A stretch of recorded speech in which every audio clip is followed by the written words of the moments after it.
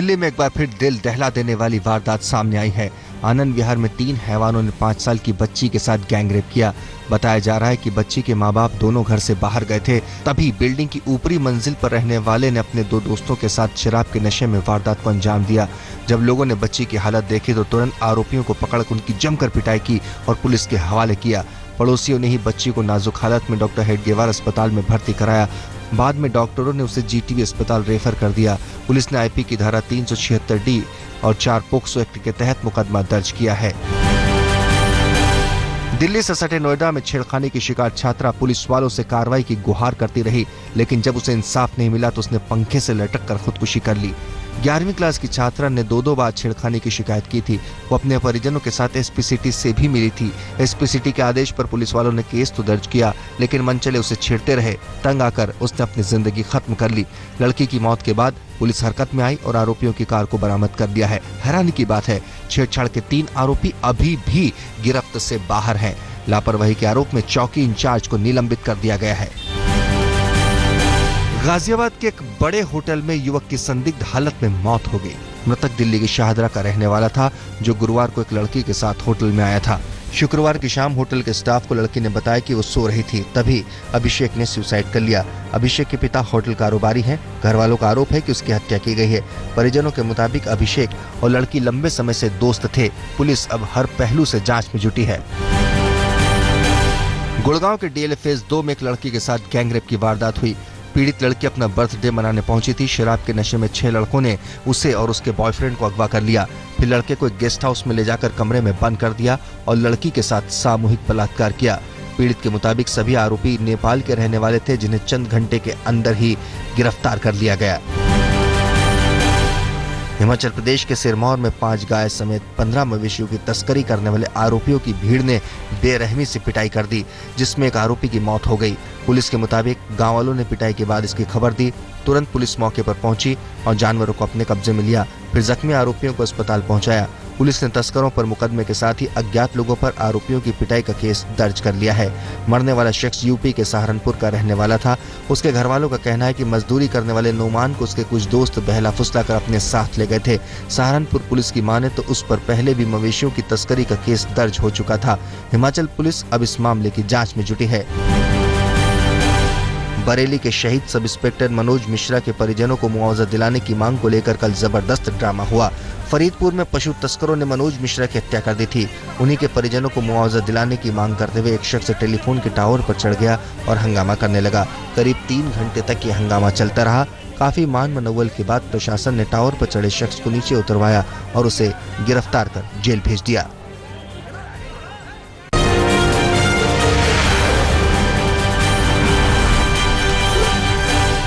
मध्य प्रदेश के बैतूल में 9वीं के एक छात्र ने खुदकुशी कर ली। सुसाइड से पहले उसने अपने माता पिता के नाम बेहद मार्मिक चिट्ठी लिखी थी। चिट्ठी के मुताबिक वो अपने क्लास में कम नंबर को लेकर दुखी था। पुलिस मामले की जांच में जुटी है।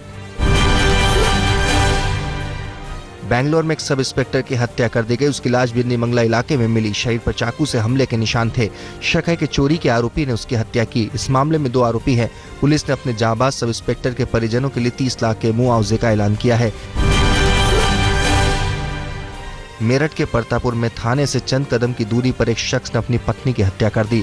मामूली झगड़े के बाद आरोपी ने अपनी पत्नी को पहले बेलन से पीटा, फिर धारदार चीज से हमला कर जान ले ली। वारदात के 2 दिन बाद उसने खुद ही अपने परिजनों को फोन कर हत्या की जानकारी दी। मामले में आरोपी अभी तक फरार है। यूपी के लखीमपुर खीरी में एक ज्वेलरी की दुकान में चोरी की वारदात हुई। आरोप 3 महिलाओं और एक युवक पर है, जिनकी तस्वीरें सीसीटीवी में कैद हैं। खरीदारी के बहाने आरोपी वारदात को अंजाम देकर फरार हो गए। असम के कामरूप में एक नवविवाहिता से 9 लोगों ने गैंगरेप किया। बताया जाता है कि पीड़ित अपने पति के साथ एक दोस्त के घर से लौट रही थी, तभी वारदात हुई। पुलिस ने इस मामले में 3 आरोपियों को गिरफ्तार किया है।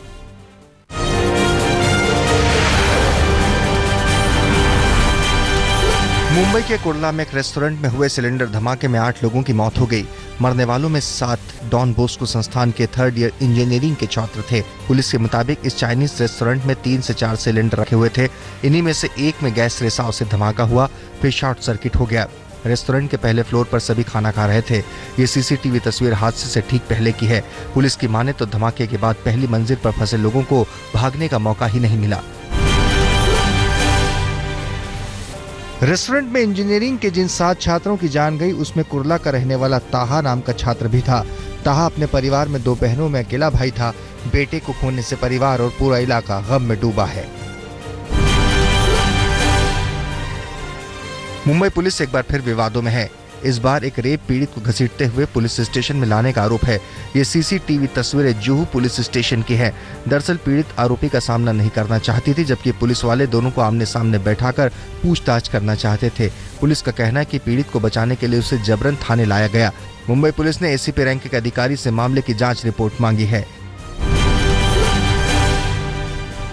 शिवसेना को शिवाजी पार्क में दशहरा रैली करने की इजाजत मिल गई है।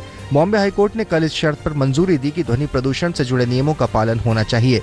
22 अक्टूबर को होने वाली दशहरा रैली की मंजूरी शिवसेना को मिलने पर एमएनएस ने आरोप लगाया है कि महाराष्ट्र सरकार उनके साथ पक्षपात कर रही है, क्योंकि एमएनएस को शिवाजी पार्क में रैली की इजाजत नहीं दी गई। महाराष्ट्र सरकार ने राज्य के 14,708 गाँव को सूखा प्रभावित घोषित किया है। इसके साथ ही राज्य सरकार ने इन गांव में स्कूलों और कॉलेजों के छात्रों की फीस माफ करने का भी फैसला किया है।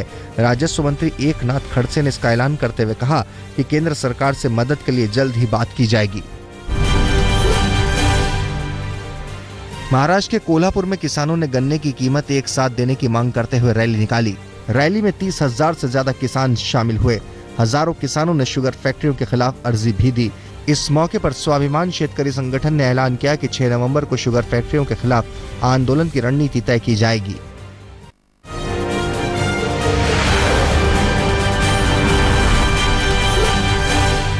राजधानी में बढ़ती महंगाई के खिलाफ कांग्रेस अपना विरोध प्रदर्शन और तेज करेगी। पार्टी 23 नवंबर यानी दशहरे के दिन पुतला दहन करेगी। कांग्रेस का ये कार्यक्रम सभी 70 विधानसभा क्षेत्रों में आयोजित किया जाएगा। दिल्ली के सीआर पार्क में प्राइवेट स्कूल के एक छात्र ने अपने दोस्तों के साथ मिलकर अपने क्लासमेट की बुरी तरह पिटाई कर दी। 12वीं क्लास का पीड़ित छात्र गंभीर हालत में हमदर्द अस्पताल की आईसीयू में भर्ती है। बताया जाता है कि दोनों में मामूली बात पर कहासुनी हुई थी। फिलहाल केस दर्ज कर पुलिस ने जांच शुरू कर दी है। दिल्ली के पश्चिम बिहार इलाके में सर्वोदय स्कूल के टीचर की बेरहमी सामने आई है। स्कूल के एक छात्र ने आरोप लगाया है कि जब वो खेल रहा था तभी शिक्षक ने गाली देने का आरोप लगाते हुए जमकर पिटाई कर दी। छात्र के परिजनों ने इसकी शिकायत थाने और चाइल्ड वेलफेयर कमेटी में भी की है। राजधानी के शक्तिनगर में एक सीसीटीवी डिस्ट्रीब्यूटर के शोरूम से चोर 4 लाख कैश ले उड़े।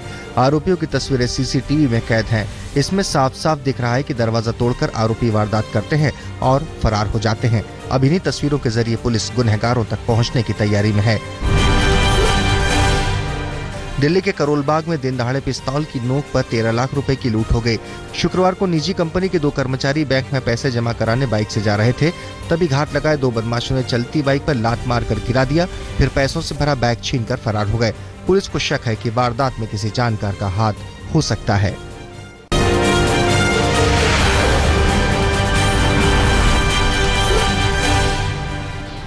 बिहार विधानसभा के दूसरे दौर का मतदान खत्म हो गया। 32 सीटों पर मतदान में 55% मतदाताओं ने वोट डाले।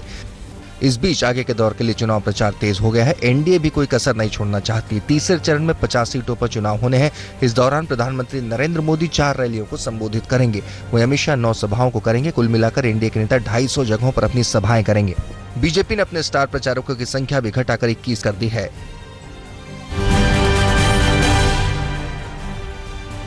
आज कांग्रेस अध्यक्ष सोनिया गांधी भी चुनाव मैदान में उतरेंगी। वे महागठबंधन के लिए बक्सर और सारण के मांझी में रैलियों को संबोधित करेंगी। शुक्रवार को मोतिहारी में लालू यादव के चुनाव प्रचार के दौरान बड़ा हादसा टल गया। जिस मंच पर वो बैठे थे उसी वक्त उस पर लगा पंखा टूटकर गिर गया। गनीमत थी कि घूमते पंखों का बीच वाला हिस्सा उनके सिर पर नहीं गिरा। हादसे के बाद राहुल गांधी ने उन्हें फोन कर हालचाल जाना।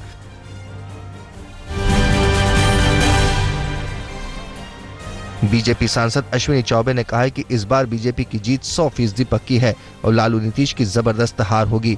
बीजेपी सांसद यही नहीं रुके, उन्होंने यहां तक कह दिया कि हार के बाद दोनों फांसी लगा लेंगे। नरेंद्र भाई मोदी को कहेंगे जब सरकार बन गई, सरकार एनडीए की बन गई, तो उस समय आप उसी पंखा में बक्सर जेल का फांसी का रस्सी लगा करके बड़े भाई और छोटे भाई दोनों रस्सी में झूल करके आत्महत्या कर लीजिएगा, आत्महत्या कर लीजिएगा।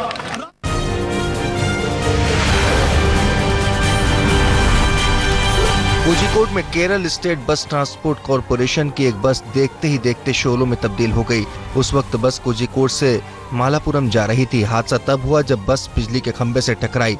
बेकाबू बस ने कई बाइक सवारों को टक्कर मारी। इस हादसे में 4 लोग जख्मी हो गए हैं। भिंड में किसानों का मजाक उड़ाने वाले कलेक्टर का तबादला कर दिया गया। जन सुनवाई के दौरान डीएम मधुकर आग्नेय ने महिला किसान का मजाक उड़ाया था। दरअसल एक महिला धान की बर्बाद फसल की शिकायत लेकर पहुंची थी, लेकिन कलेक्टर ने शिकायत सुनने के बजाय डांट फटकार शुरू कर दी। ये तस्वीरें सामने आने के बाद राज्य सरकार ने उनका तबादला कर दिया। हरियाणा के सोनीपत से परीक्षा में नकल की तस्वीर आई है। वहां 10वीं की विज्ञान की परीक्षा के दौरान खुद शिक्षक भी नकल कराते नजर आए। वहीं छात्रों के परिजन भी पर्ची लेकर स्कूल की छत और दीवारों पर डटे रहे। इन तस्वीरों के सामने आने के बाद भी पहले तो अधिकारी नकल से इनकार करते रहे, बाद में कार्रवाई का भरोसा दिया। सुरक्षा बलों ने पुंछ में एक आतंकी ठिकाना ध्वस्त करते हुए भारी मात्रा में हथियार और गोला बारूद बरामद किया है। तबाही के सामान आतंकियों ने बोरियों में छिपाकर जमीन के नीचे दबाया था। ऑपरेशन के दौरान सुरक्षा बलों ने 20 किलो RDX, 12 बोर बंदूक, 2 चीनी grenade, 1 wireless set, 3 IED timer, जिंदा कारतूस, पाकिस्तानी मेड पिस्तौल और 1 रेडियो सेट बरामद किया है। जम्मू कश्मीर के पुलवामा में कल पुलिस और आतंकवादियों के बीच गोलीबारी हुई, जिसमें एक महिला समेत 2 लोग जख्मी हो गए। पुलिस के मुताबिक आतंकी महिला के भेष में सूमो गाड़ी से जा रहे थे। पुलिस जैसे ही गाड़ी के पास पहुंची, आतंकियों ने फायरिंग शुरू कर दी। फुर्ती दिखाते हुए जवानों ने एक आतंकवादी को दबोच लिया, जबकि बाकी फरार हो गए।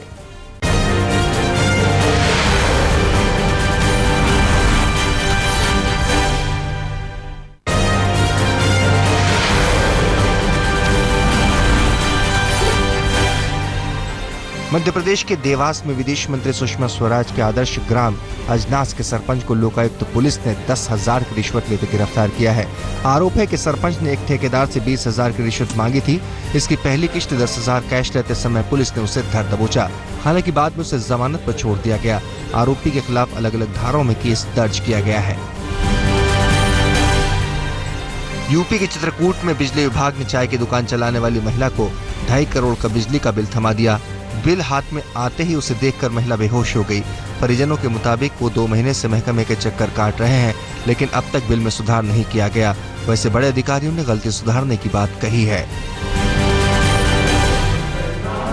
लखनऊ विश्वविद्यालय के एक मुस्लिम युवक ने सद्भावना की अनूठी मिसाल पेश की है।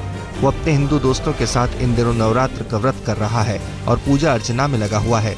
अरबी सभ्यता में शोध के इस छात्र की माने तो बीते दिनों हिंदू मुस्लिम के बीच जो खाई पैदा करने की कोशिश की गई, वो बेहद दुखद है।